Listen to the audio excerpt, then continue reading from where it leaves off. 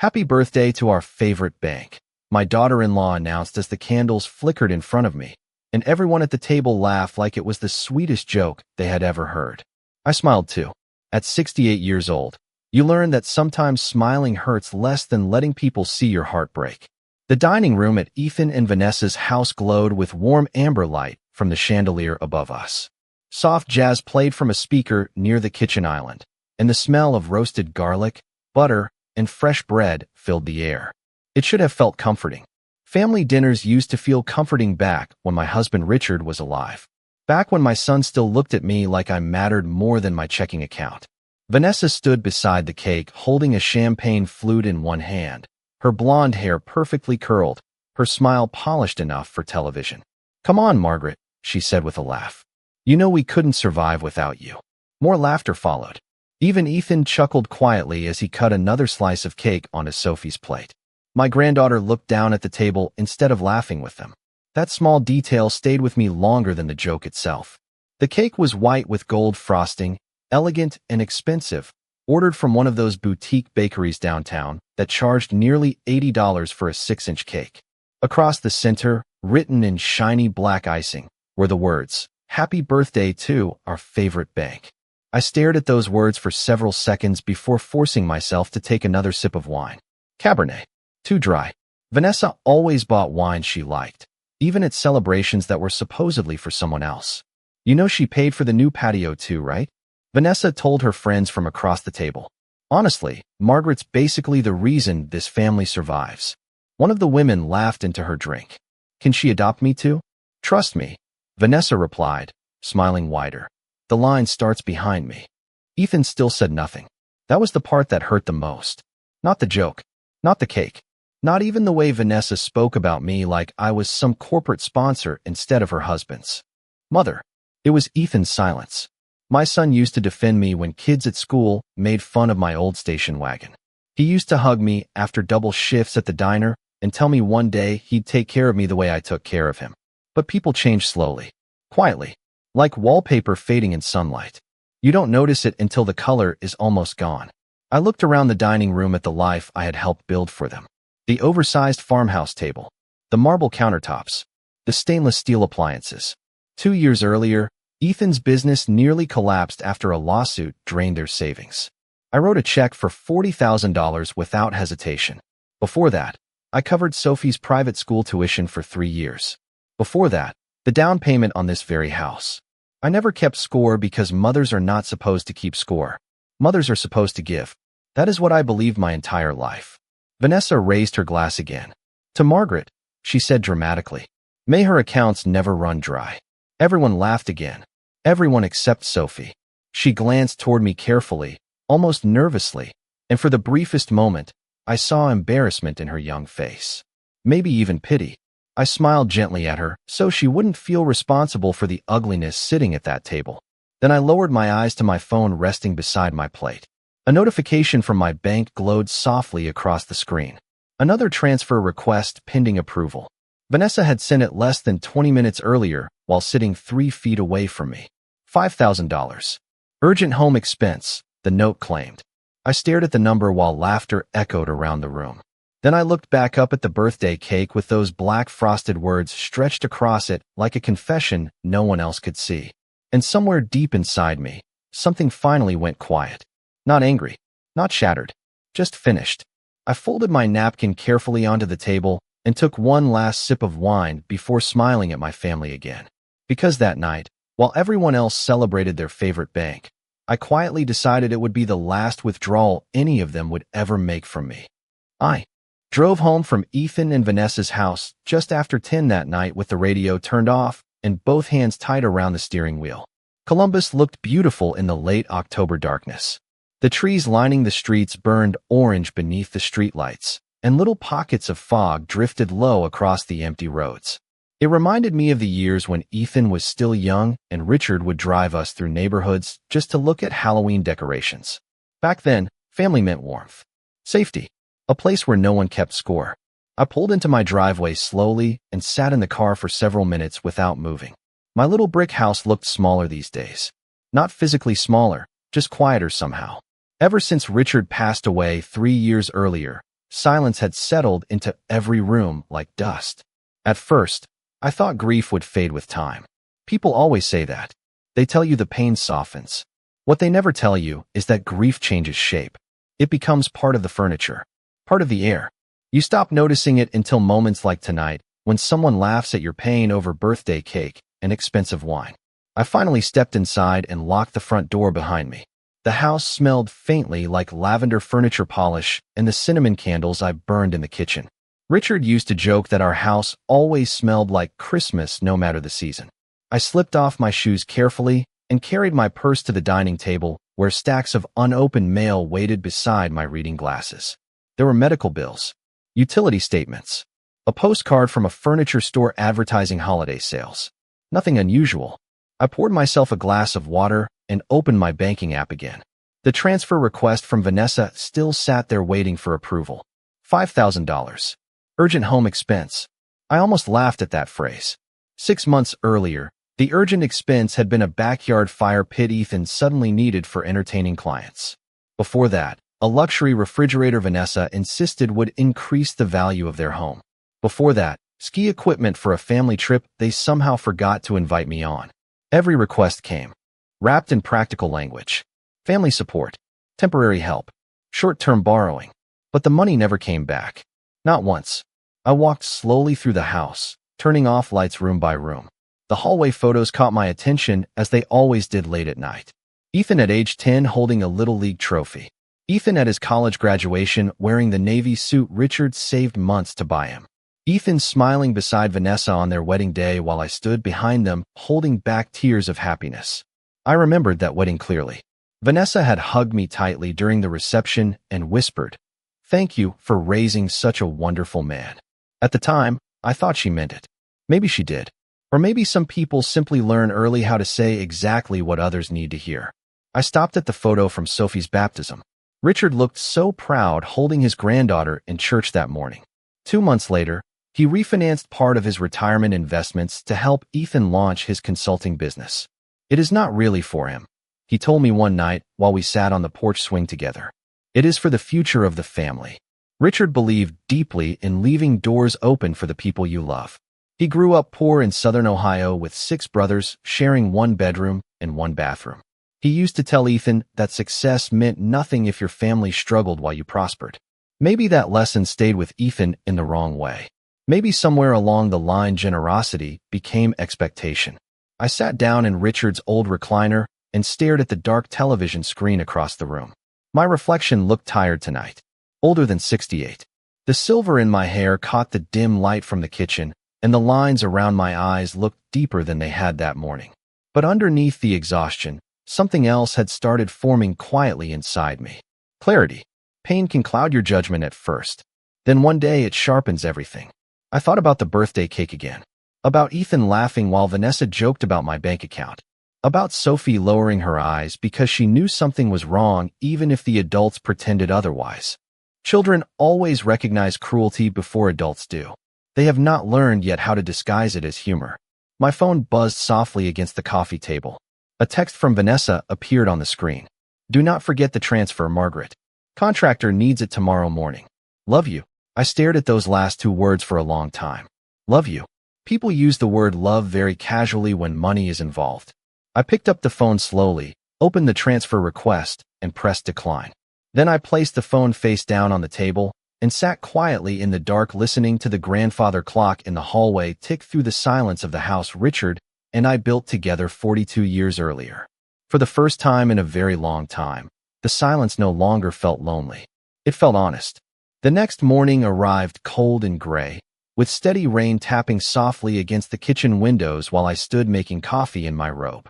Ohio weather in late October always carried a certain heaviness to it, the kind that settled into your bones before winter officially arrived.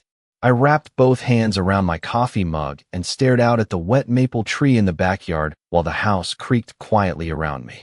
Richard used to wake before sunrise every morning, no matter the season. By the time I came downstairs, he would already have the coffee brewing and the local news playing softly in the background. Some absences never stop announcing themselves.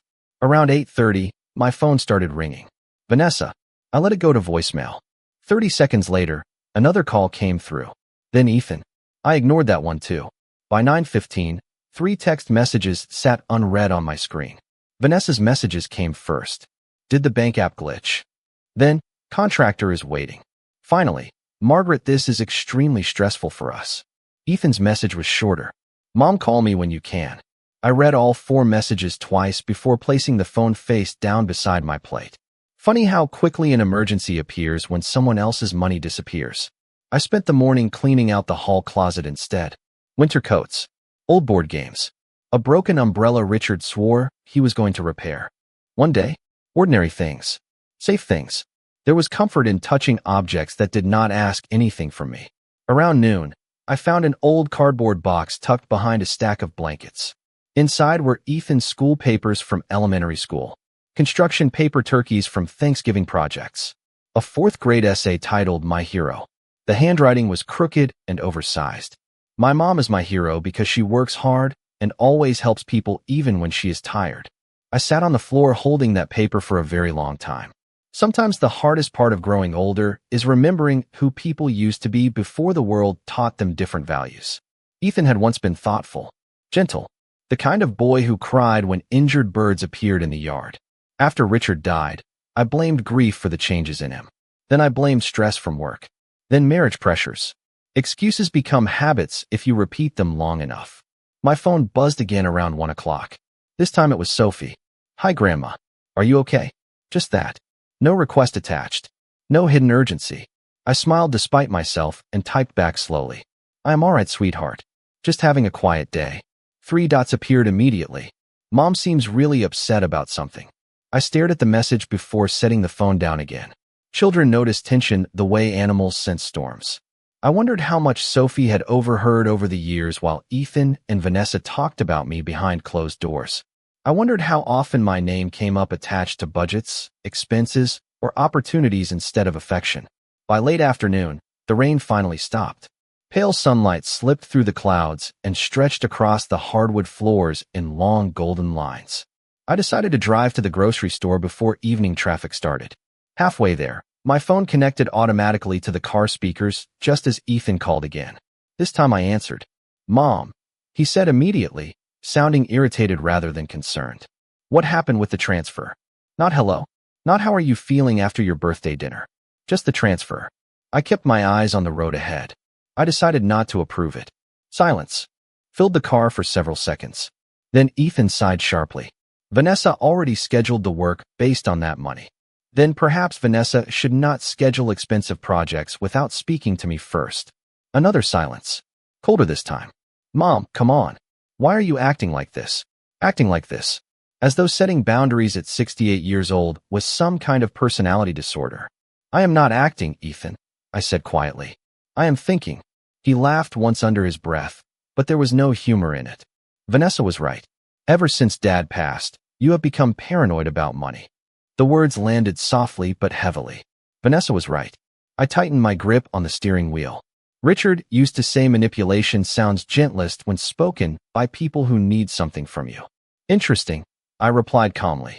Because your father spent 40 years warning me not to let anyone mistake kindness for obligation. Ethan exhaled impatiently. Nobody is using you, Mom. I almost missed the red light because of how quickly that sentence exposed everything. Nobody says that unless the thought already exists in the room. I pulled into the grocery store parking lot slowly while rainwater shimmered across the pavement beneath the evening sky. I need to go, I told him. We will talk another time. Mom. His voice sharpened slightly. Do not make this into something bigger than it is. I looked through the windshield at my reflection in the fading light. Tired eyes. Silver hair. A woman who had spent most of her life making herself useful so the people she loved would never struggle the way she once had. It already is bigger than you realize, I said softly before ending the call. Then I stepped out of the car alone into the cold Ohio air, feeling something unfamiliar settling quietly into place inside me. Not guilt, not fear, distance. 3 days passed without hearing from Vanessa directly, which in itself felt unusual. Vanessa never tolerated silence well. She filled empty space the way some people fill shopping carts, quickly and without much thought. But Ethan called twice more, both conversations carefully polite on the surface while tension. stretched beneath every word like thin wire. I answered briefly each time and gave him nothing to argue with. That seemed to frustrate him more than anger would have. On Thursday afternoon, Sophie showed up at my front door unexpectedly just after school. I was in the kitchen peeling apples for a pie when the doorbell rang. The moment I opened the door, I saw the same uneasy expression she had worn at the birthday dinner. At 16, Sophie had Ethan's eyes but none of his hardness. "Hi, Grandma," she said softly, clutching her backpack strap against her shoulder. "I hope it is okay that I came over."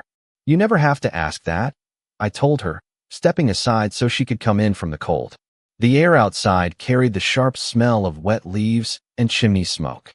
Sophie slipped off her sneakers by the door and followed me into the kitchen while I returned to slicing apples at the counter.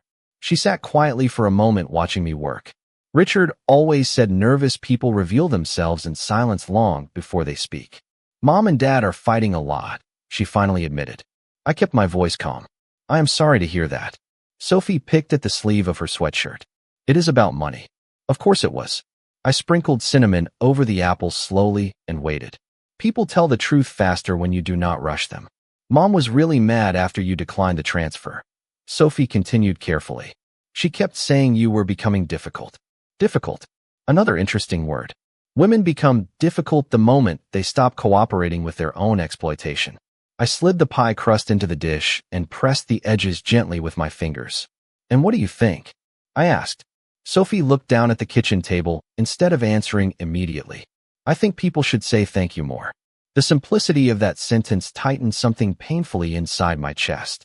I turned away briefly under the excuse of washing my hands at the sink.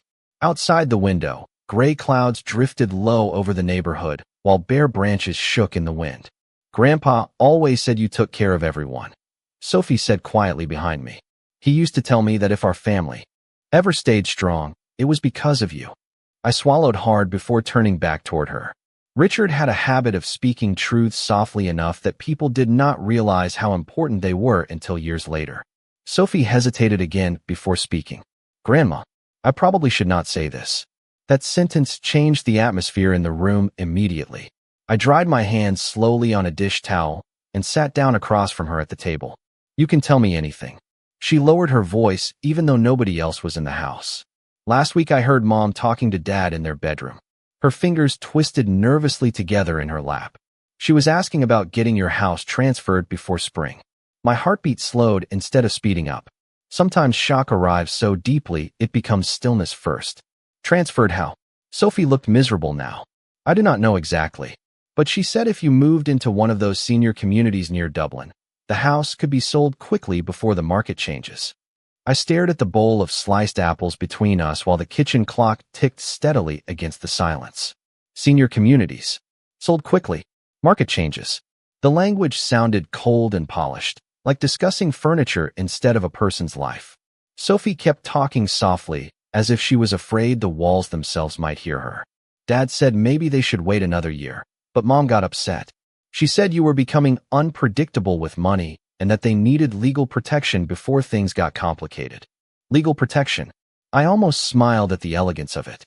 Not concern for me. Protection for themselves.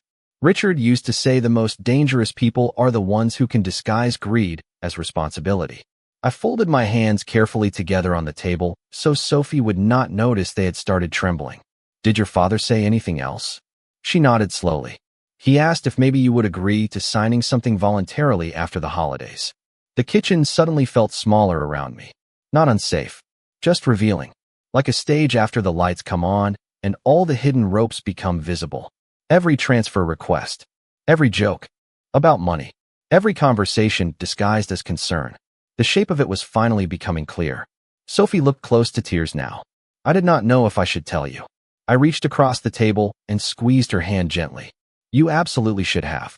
Her shoulders relaxed slightly beneath my touch. "Are you mad?" she whispered. I looked toward the hallway where family photographs lined the walls of the house Richard and I built together one paycheck at a time. 42 years of birthdays. Christmas mornings. Late mortgage payments. Shared dreams. "No," I said quietly. "I think I am finally awake." Then I stood slowly and carried the pie to the oven, while something cold and certain settled fully into place inside me for the very first time. They were not waiting for me to grow old. They were waiting for me to become manageable. That night after Sophie left, I did not turn on the television. I did not call anyone. I simply sat at the kitchen table long after the pie had cooled beside me untouched, while the house settled into its usual evening silence. Outside, rain began again sometime after 9, soft at first and then heavier against the windows. I listened to it while staring at the old leather address book Richard kept beside the phone for decades. Most of the names inside belonged to people we no longer saw regularly. Old neighbors, former co-workers, church friends who moved south after retirement. But one name near the center of the book made me stop turning pages. Martin Hale, Richard's attorney. I had not spoken to Martin since the funeral. Back then, everything had felt blurry and unfinished.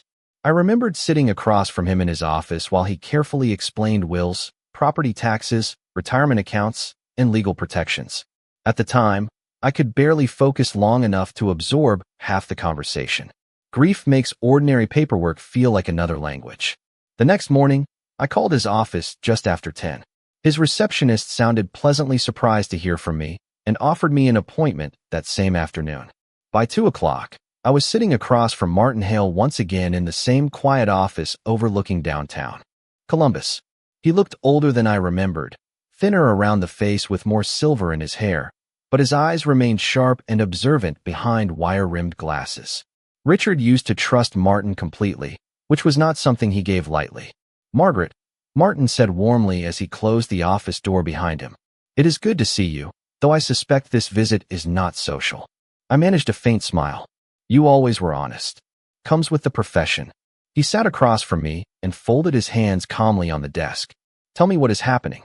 For several seconds, I struggled to find the right words.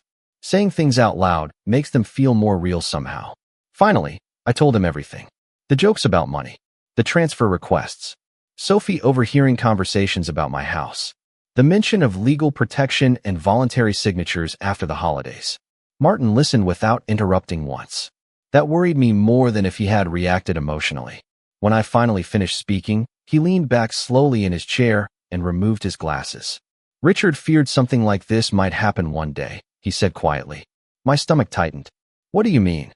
Martin opened a drawer and pulled out a thick folder with my name written neatly across the tab. "About 6 months before Richard passed away, he asked me to prepare several protective options involving your assets." I stared at him. "Protective from who?" Martin gave me a long look before answering carefully. "From anyone who might eventually confuse your generosity with entitlement." The room suddenly felt colder despite the heat running softly through the vents overhead. Richard knew, or at least suspected. Martin opened the folder and slid several documents across the desk toward me. "Trust agreements, property records, investment summaries. Your home is solely yours," he explained calmly. "Your retirement accounts remain protected." However, he paused briefly. "Ethan contacted me 3 months ago asking questions about transfer procedures and long-term care authority."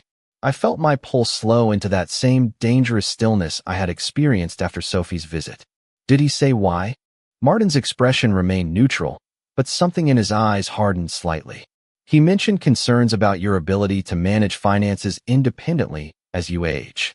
Ability to manage finances. I almost laughed. I had balanced household budgets since Jimmy Carter was president. I paid off mortgages, covered medical bills, helped Ethan survive 2 business failures before he finally became successful. But suddenly I was unstable because I declined one transfer request. Martin folded his hands again. "Margaret, I need you to understand something clearly. There is nothing illegal yet about what they are discussing. But there are patterns here I do not like." Patterns. Such a quiet word for betrayal. What would happen if I signed anything they brought me? I asked softly. "That depends entirely on the document." Martin leaned forward slightly now, his voice firmer. "But if someone gains financial power over your estate, they can make decisions regarding property, spending, even assisted living arrangements." Assisted living arrangements. There it was again. Polished language wrapped around the idea of removing me from my own life. I looked out the office window, toward the rainy streets below, where people hurried along sidewalks beneath umbrellas. Ordinary strangers living ordinary afternoons, while my own family quietly planned how to manage me like an aging inconvenience. Martin spoke again carefully. "Richard loved Ethan deeply. But near the end, He became concerned that Ethan struggled to separate love from dependence. I closed my eyes briefly. Richard always noticed things before I did. I spent too many years believing sacrifice naturally creates gratitude. But sacrifice without boundaries only teaches people how much they can take. Martin slid another document toward me. There are ways to secure everything now before anyone pressures you later. I looked down at the papers while rain streaked slowly across the windows behind him. My signature line waited empty at the bottom of the page. If I do this, I asked quietly, will Ethan know? Martin adjusted his glasses again. Not unless you choose to tell him. The office fell silent after that. I stared at Richard's old signature on one of the earlier trust documents and suddenly remembered something he told me years ago while repairing the fence in our backyard. People reveal who they are most clearly when they believe they are about to inherit something. At the time, I thought he meant money. Sitting there in Martin Hale's office 40 years later, I finally understood he meant power. After meeting with Martin, I drove home through downtown Columbus with the heater running low and both windows fogged around the edges.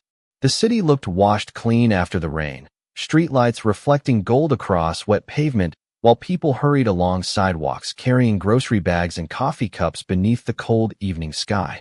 Everything outside my car looked normal. That was the strange thing about betrayal.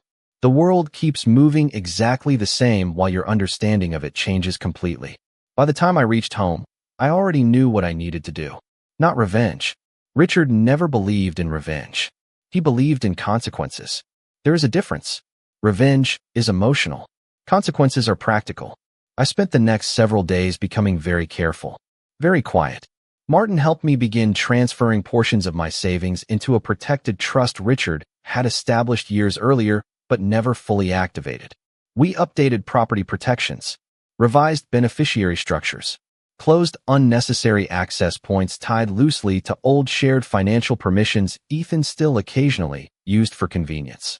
The entire process felt strangely calm, like repairing locks after realizing someone has been entering your home without permission for years. What surprised me most was how little emotion I felt while signing the paperwork. No anger, no dramatic heartbreak, just clarity. Once illusion disappears, decisions become easier. Ethan called twice that week. Both conversations unusually polite. Too polite. Vanessa texted more often now, but her messages carried a sweetness so exaggerated it almost sounded rehearsed.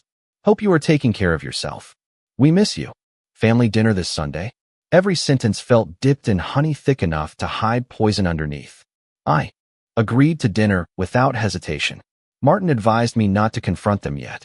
People reveal more when they think they are still in control, he said during one of our meetings. He was right. Sunday evening arrived cold and windy. Vanessa greeted me at the door wearing soft beige sweaters and concern carefully arranged across her face. Margaret, she said warmly, pulling me into a quick hug. You look tired. Are you sleeping all right? There it was. The shift had already started. Concern replacing entitlement.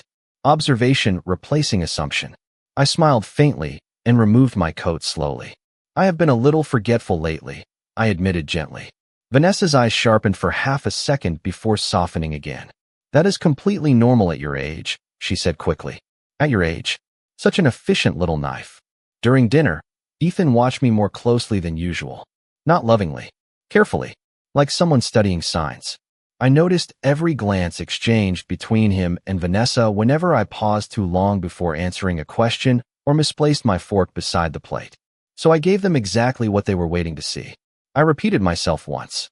Asked Ethan twice what day Sophie's school concert was even though I already knew perfectly well. Mentioned forgetting where I parked at the grocery store earlier that week. Small harmless things. Vanessa practically glowed with subtle satisfaction across the table. Richard always said greedy people become careless the moment they think they are winning. Halfway through dinner, Vanessa poured herself another glass of wine and sighed dramatically.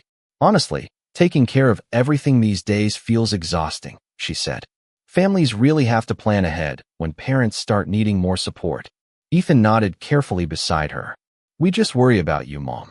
Worry. Another polished word hiding sharp intentions underneath. Sophie looked uncomfortable immediately. She barely touched her food all evening. I reached for my water glass slowly and gave them a tired smile. I know you mean well. Vanessa leaned forward sympathetically. Have you ever thought about downsizing? Somewhere with less maintenance. There are beautiful retirement communities near Dublin with wonderful amenities. There it was again. Not subtle anymore. Not accidental. I lowered my eyes briefly toward my plate as though considering it seriously. Maybe eventually, I murmured softly. Vanessa and Ethan exchanged the quickest glance imaginable. Most people would have missed it. I did not. Hope flickered there. Relief. Calculation. The rest of the evening passed under a strange new tension. Vanessa became overly attentive, offering to package leftovers for me and reminding me twice to drive carefully because the roads were slick. Ethan hugged me goodbye longer than usual in the driveway. Performances everywhere. Concern rehearsed into affection. As I pulled away from their house, I caught sight of them standing together through the front window, talking immediately after the door closed behind me. Their faces looked serious now. Focused. Planning. I drove home slowly beneath bare Ohio trees rattling in the wind while the radio hummed softly in the background. For the first time in my life, I understood something uncomfortable about kindness. The wrong people do not see kindness as love. They see it as access. Back at home, I placed my purse on the kitchen counter and checked my phone. A message from Martin waited there. Trust transfer completed this afternoon. All primary assets now secured. I read the message twice before locking the screen again.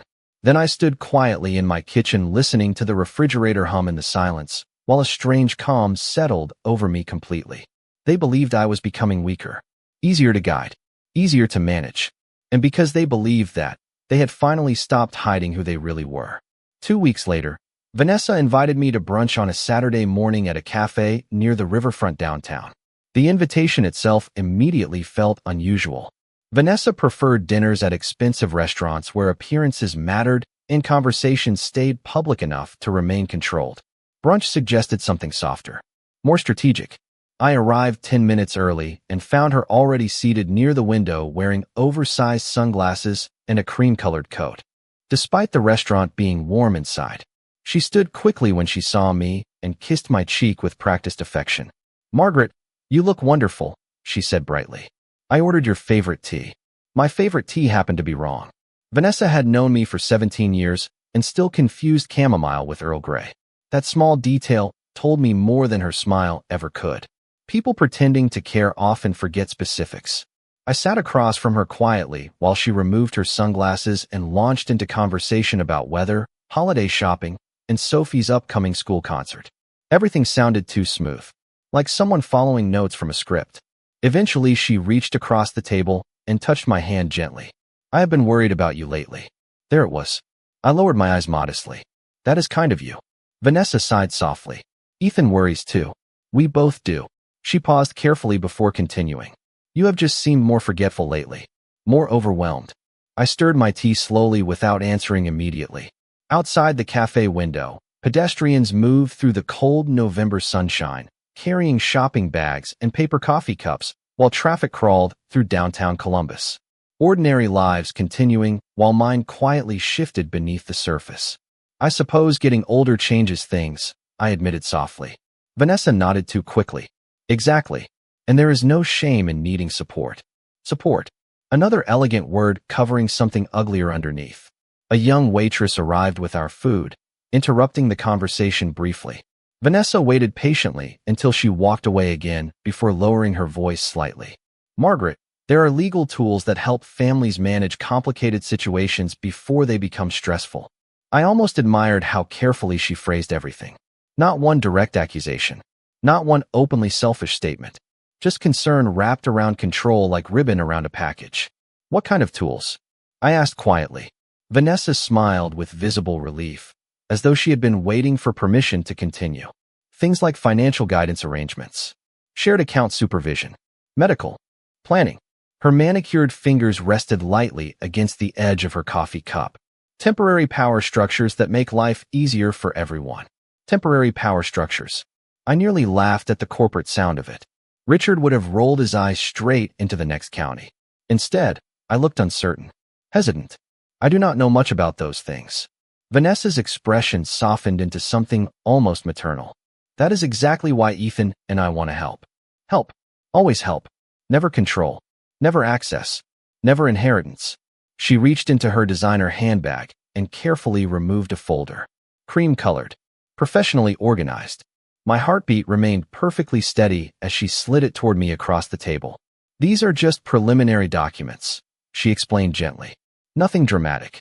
I glanced down at the paperwork without touching it. Legal authorization forms. Financial oversight recommendations. Assisted living consultation brochures tucked neatly behind signature pages. They moved faster than I expected. That surprised me. Greed usually does. Vanessa watched my face closely now. You do not need to decide anything today, she said softly. But Ethan and I love you. We just want to protect you before things become difficult. I looked up at her then and saw something beneath the polished concern finally flicker clearly across her face. Not love. Anticipation. The same expression people wear while waiting for a safe to open. I folded my hands calmly in my lap. Could I take these home to review? Vanessa visibly relaxed. Of course. She smiled warmly again, almost triumphant now. Take all the time you need. We finished brunch, discussing meaningless things after that. Christmas decorations downtown. Sophie's grades. A new bakery opening near Dublin. But the atmosphere had changed completely. Vanessa believed the door was finally opening. She believed I was stepping willingly toward dependence. Before we left, she hugged me tightly outside the cafe while cold wind whipped fallen leaves along the sidewalk around us. I am proud of you for being practical about this, she whispered. Practical. Such a tidy little word for surrender. I drove home slowly with the folder resting on the passenger seat beside me. Sunlight flashed across the windshield while traffic moved steadily through downtown intersections. When I reached my driveway, I carried the folder inside without opening it again. Then I called Martin immediately. He answered on the second ring. I was wondering how long it would take, he said quietly after I explained everything. I stood at the kitchen window staring out at the bare trees in my backyard while holding the phone tightly against my ear. They brought legal paperwork to brunch, I told him. That means they think you are close to agreeing. His voice sharpened slightly now. Good. Let them think that. I looked down at the cream-colored folder resting on my kitchen table beneath the afternoon light.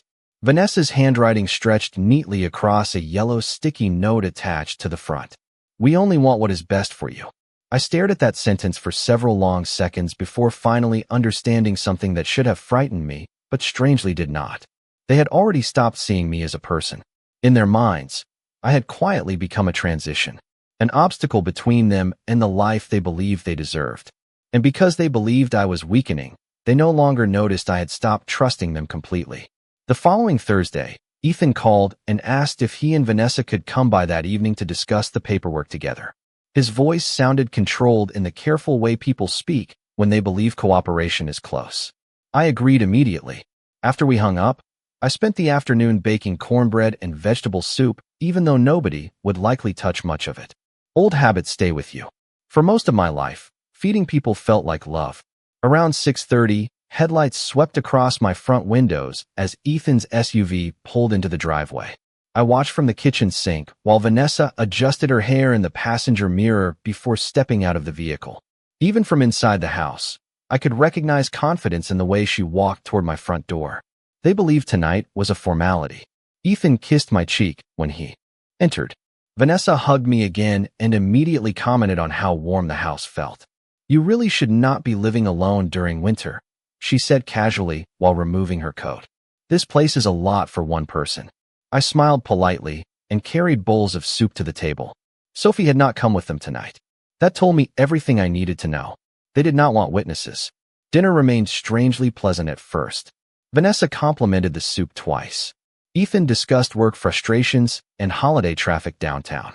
I responded softly, nodding in the right places while the cream-colored folder rested untouched near the center of the dining table between us like a silent fourth guest. Finally, after dishes were cleared away, Vanessa folded her hands carefully and glanced toward Ethan. It was a rehearsed signal. Margaret, Ethan began gently. Did you have a chance to review the documents? I sat back slowly in my chair and adjusted my reading glasses. I did. Vanessa smiled immediately, and I let a few seconds pass before answering. I think some of it makes sense.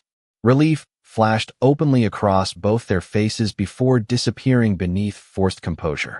Vanessa leaned forward slightly. We only want to make things easier for you. Easier. Such a generous-sounding word for removing someone's independence piece by piece. I lowered my eyes modestly.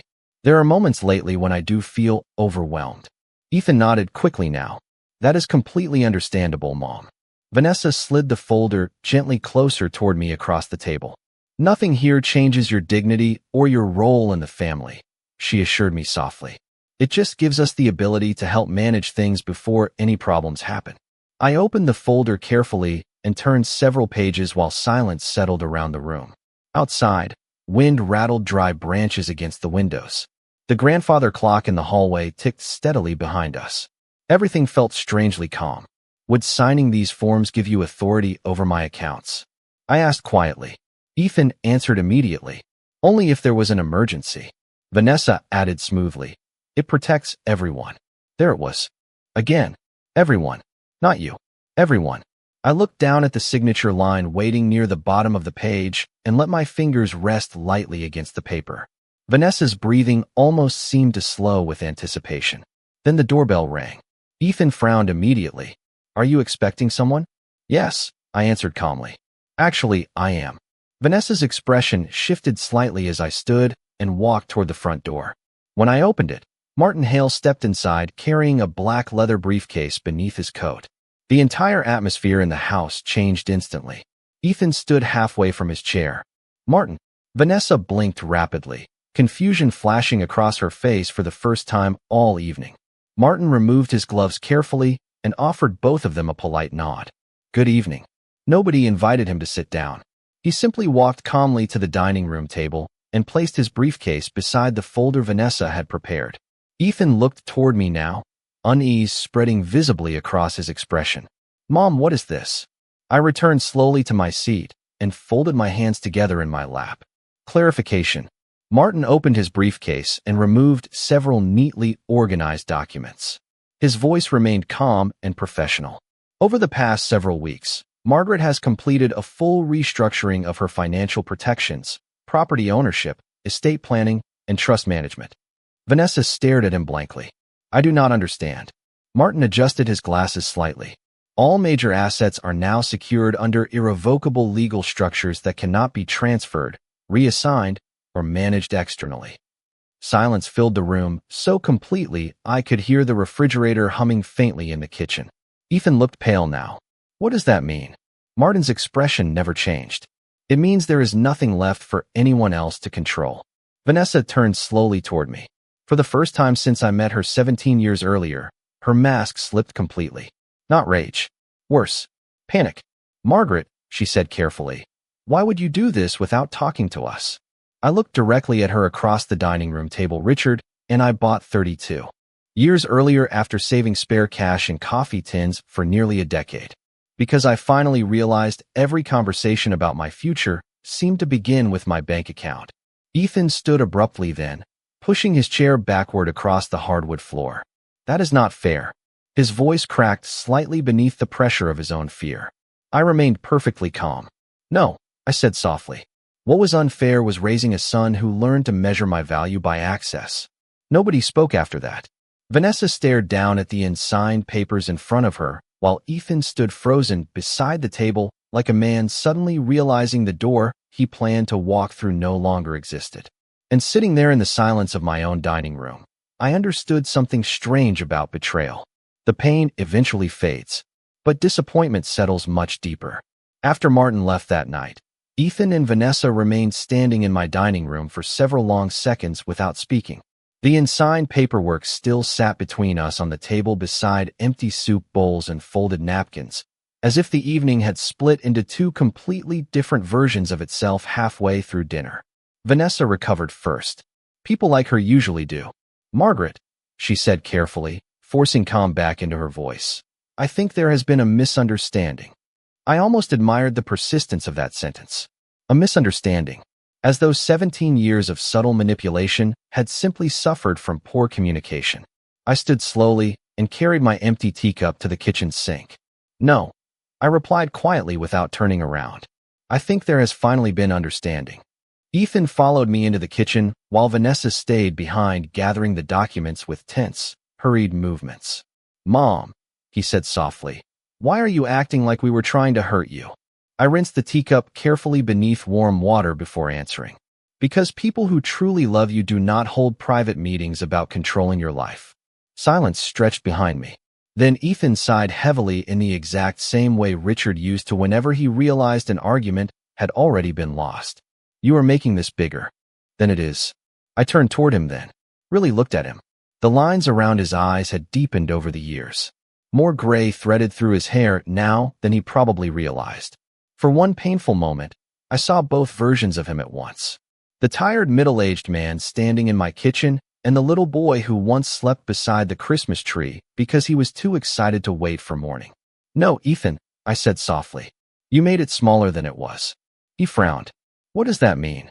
I dried the teacup slowly with a dish towel Richard bought during a vacation in Maine almost 20 years earlier.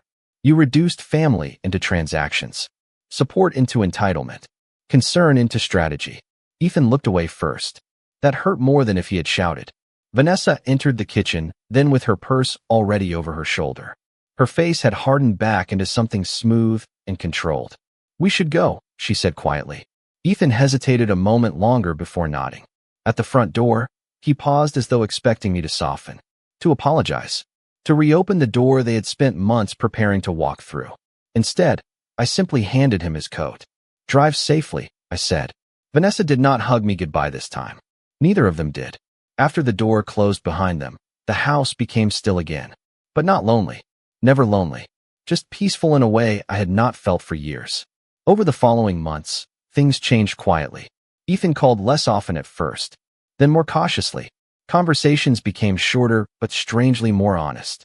Without money moving silently beneath every interaction, there was nothing left to disguise intentions with. Vanessa stopped texting altogether except on holidays. I did not chase either of them.